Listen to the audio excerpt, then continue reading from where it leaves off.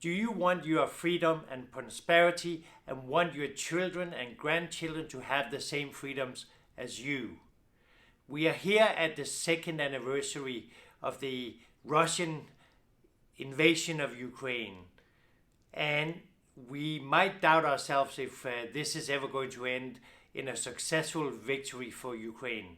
However, we can defeat Russia, and it takes two things. It takes our dollars and it takes equipment, military equipment for the Ukrainians. What we don't realize, or what most people don't realize, is that Russia spends 7% of their GDP and they operate at the edge of their capacity. They're running out of money, they're running out of equipment, and they're running out of people.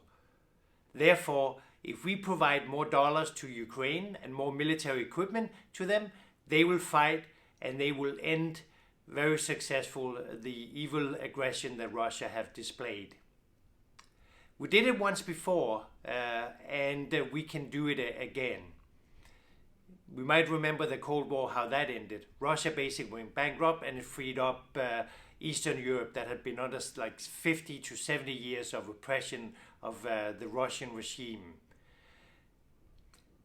To the people who say that we can't afford it, I would say that look at corporate America.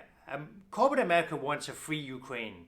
When Eastern Europe got liberated, Nike, Apple, and many other corporations did not sell a lot of their products and services in Eastern Europe.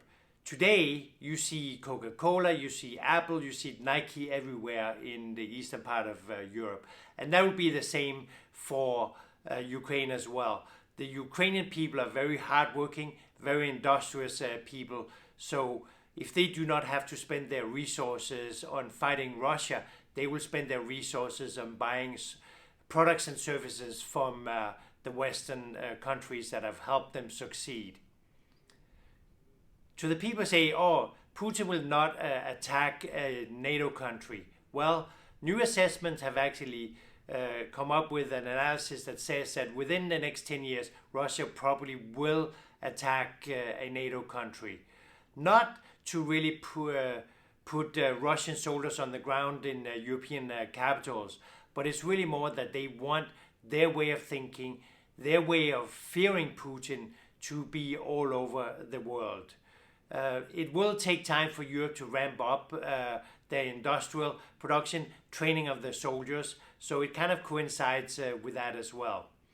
Now, as I said, Putin does not necessarily want Russian soldiers on European soil, but he wants us to be afraid of him and appease him, because the things that Putin fears the most is democracy, freedom, and liberty.